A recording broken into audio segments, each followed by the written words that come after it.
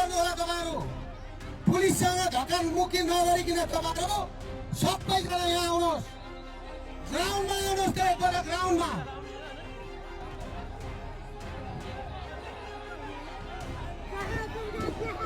म प्रहरीका साथीहरूलाई के भन्छु भने अब तपाईँहरू अस्लो ग्यास प्रयोग गर्ने काम नगर्नुहोस्। यो घरमा लुकेर ढुङ्गा हान्ने अस्लो ग्यास हान्ने काम नगर्नुहोस्।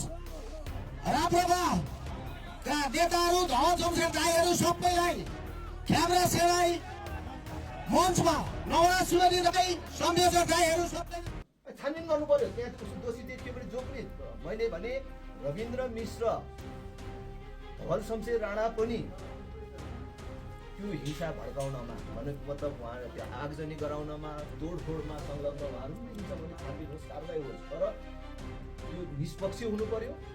उहाँहरू संलग्न हुनुहुन्न।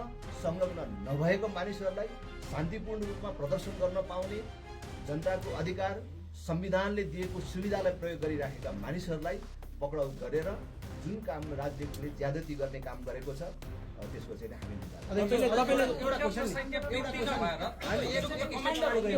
एक स्टेप अगाडि भयो। मैले भने म ट्र्याकमा ल्याउँछु ल। त्यो आन्दोलन कसले गरे रहेछ?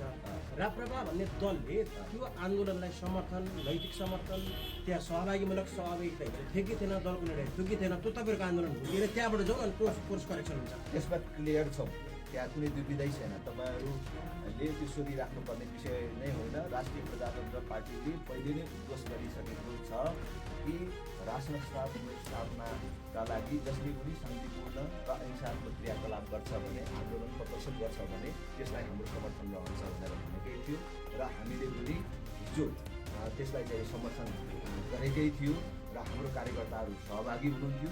तर त्यस प्रकारका जुन हिंसा होइन, त्यो प्रदर्शन कार्यलाई उक्साउन लागि तपाईँहरूको पार्टीका नेताहरू त्यहाँ बोल्नु भएको छ, भिडियो क्लिपहरू प्रशस्त छ।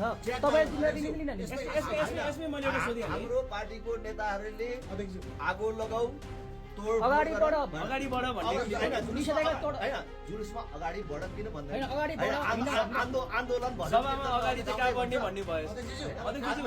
एउटा क्वेसन ट्र्याकमा आयो। नेताहरूले भन्नुहुन्न अगाडि भन्नुहुन्न, अब ट्र्याकमा आयो। पूर्व राजालाई महानगरले जरिवाना तिरायो, यो सार्वजनिक सम्पत्तिको हकमा पत्र पठाउँदैछ, भोलि पत्र पठाउँछ। अब तपाईँले नैतिक जिम्मेवारी लिइसकेपछि अब निजी सम्पत्ति तपाईँले तोडफोड तिर्नुहुन्छ कि तिर्नुहुन्छ? त्यहाँबाट जाउँ। निजी सम्पत्ति हामीले तोडफोड गरेको देखियो भने त्यो त मैले भने छानबिन गर्नु पर्यो।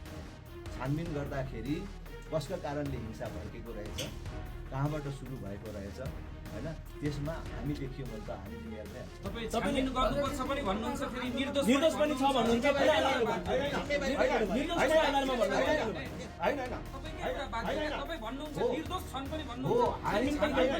जिम्मेवार